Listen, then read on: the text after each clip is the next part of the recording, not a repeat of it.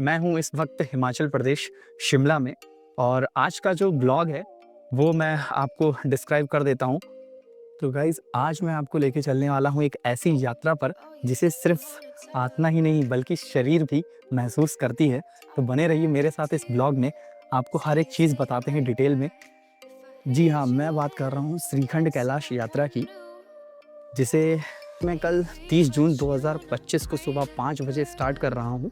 ये यात्रा मेरी स्टार्ट हो रही है शिमला से, और शिमला से जो दूरी है टोटल जाऊँ विलेज की, वो हम लोग बाई बाइक 9 घंटे का जो सफ़र है वो बाई बाइक हम लोग तय करेंगे। करीब 110 किलोमीटर का सफ़र हमें बाइक से तय करना होगा। तो गाइस सबसे पहले बात करते हैं श्रीखंड कैलाश यात्रा क्या है।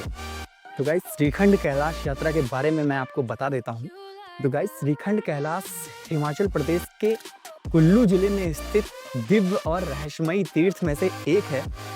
तो इस ट्रैक को मैं पूरा करूंगा जाऊं विलेज से। जाऊं विलेज की जो दूरी है वो शिमला से करीब 110 किलोमीटर है, जिसे हम लोग बाइक से तय करेंगे। और बाइक से वहां पहुंचने के बाद जो पैदल ट्रैक है वो है टोटल 32 किलोमीटर का।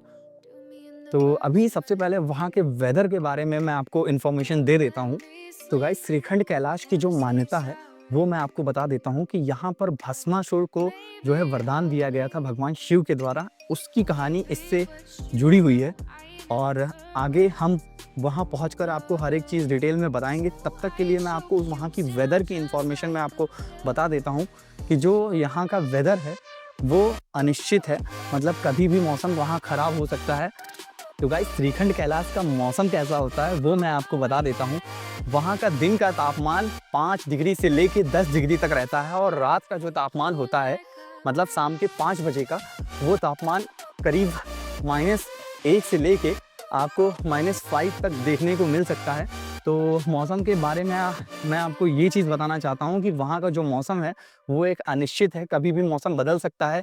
जहाँ पर स्नोफॉल, रेनफॉल और हर एक चीज़ को ध्यान में रखते हुए आपको सामान वहाँ पर क्या-क्या चीज़ें ले जानी है वो आपको कैरी कर लिए जाना है। जैसे कि रेन कोट वगैरह वो आप अपने साथ ले जा सकते हैं। तो गाइस श्रीखंड कैलाश के मौसम के बारे में मैं आपको बता दूं कि वहाँ का जो मौसम है वो अनिश्चित है, जहाँ पर बर्फ़बारी, बारिश और कभी भी हो सकती है। इसलिए आप अपने साथ जो सामान है वो कैरी कर लेकर जाना है आपको। और साथ में आपको बता दूं कि जो वहाँ का दिन का तापमान है वो 5 डिग्री से लेके 10 डिग्री तक होता है, और जो शाम के 5 बजे का तापमान है वो करीब 1 डिग्री से लेके -5 तक जाता है। इसलिए अपने साथ रेन कोट और बचने के लिए छाता, टॉर्च अवश्य वहाँ लेकर जाएं। तो गाइस इसलिए बारिश से बचने के लिए वाटरप्रूफ शूज़ और अपने गियर ज़रूर लेकर जाएं, बिकॉज़ इन दोनों के बिना आपको वहाँ पर कई चीज़ों का सामना करना पड़ सकता है। तो चलिए और चीज़ें मैं आपको जानकारी दे देता हूँ वहाँ की। तो गाइस श्रीखंड कैलाश की मैं डे वाइज़ आइटिनरी आपको बता देता हूँ कि डे 1 आपको कैसे स्टार्ट करना है। जहाँ भी आप होंगे वहाँ से आपको पहुँच जाना है जाऊँ विलेज। तो जाऊँ विलेज से ही पैदल ट्रैक शुरू होता है जो कि 32 किलोमीटर का है। तो सबसे पहले दिन आपको क्या करना है, तो गाइस डे 1 में आपको जाऊँ विलेज से बराटी नाला, वहाँ की जो दूरी है वो 10 से 12 किलोमीटर की दूरी है, जो कि आपको पैदल ही ट्रैक करना है। और इस पैदल ट्रैक को पूरा करने में करीब 1 दिन का समय लग जाता है। गाइस जाऊँ विलेज का जो ट्रैक है वो काफ़ी आसान है। 10 से 12 किलोमीटर आपको आसानी से बीत जाते हैं। 1 दिन में आपको ये ट्रैक पूरा करना है, और फिर अगले दिन जो हम लोग को स्टार्ट करना है यात्रा वो मैं आपको बता देता हूँ। तो गाइस डे 2 जो हमारा होने वाला है वो बराटी नाला से ठाचरू होते हुए कुंसा नाम की जगह है, वहाँ पर हम लोग पहुँचेंगे। बिकॉज ऑफ जो डिस्टेंस होने वाली है ये करीब 10 किलोमीटर की ये भी होने वाली है डे 2 की, जिसमें आपको कठिन भरे रास्ते से होकर गुजरना पड़ेगा। गाइज इन रास्तों में ऊंचाई में बढ़ोतरी मिल सकती है आपको, और एल्टीट्यूड काफ़ी हाई होता जाएगा।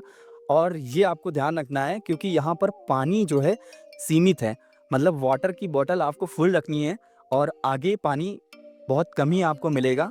और इस जगह पर जब आप ट्रैक कर रहे होंगे डे 2 में, तो आपको भगवान शिव के मिलने के संकेत आपको नज़र आते हुए दिखाई देंगे। और ये जगह बहुत ही प्यारी है। थाचरू से होते हुए कुंसा, फिर कुंसा पे जो हम लोग का स्टॉप होगा वो कुंसा तक होगा, बिकॉज एक बार में जो 32 किलोमीटर का ट्रैक है वो पूरा नहीं हो सकता। इसलिए हम लोग को 10 से 12 किलोमीटर एक दिन में, फिर अगले दिन 10 से 12 किलोमीटर, फिर लास्ट वाला जो है वो काफ़ी खतरनाक है, जिसमें आपको 5 किलोमीटर का खड़ा ट्रैक माउंटेन क्लाइंबिंग का वो देखने को पड़ सकता है।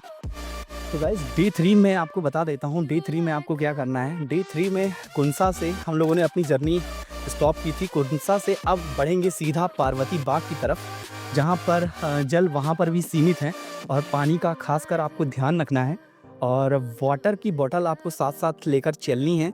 और यहीं से गाइस जो ट्रैक है वो काफ़ी कठिन होता जाता है, इसलिए बैग को अपने हल्का कर दिया जाता है वहाँ के स्थानीय लोगों के द्वारा।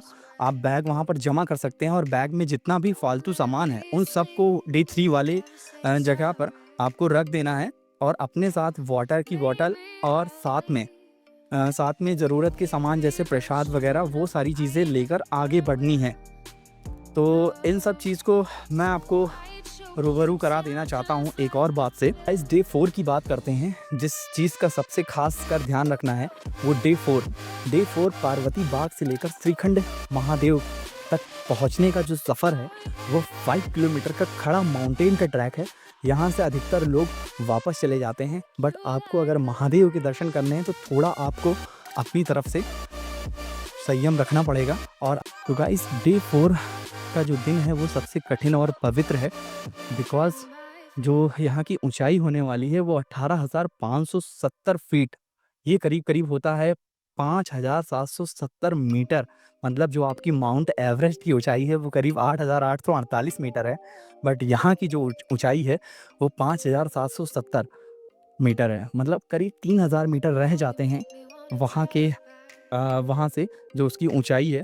तो काफ़ी हाइट पर होने की वजह से वहाँ पर एल्टीट्यूड सिकनेस भी आपको हो सकता है, तो अपने साथ दवाएं वगैरह ज़रूर कैरी कर ले जाएं, जिससे आपको सिकनेस वगैरह होती है या ऑक्सीजन की प्रॉब्लम होती है तो आप वहाँ पर ऑक्सीजन यूज़ कर सकते हैं। जो छोटा सिलेंडर आता है ऑक्सीजन का वो अपने साथ कैरी कर आगे ले जा सकते हैं।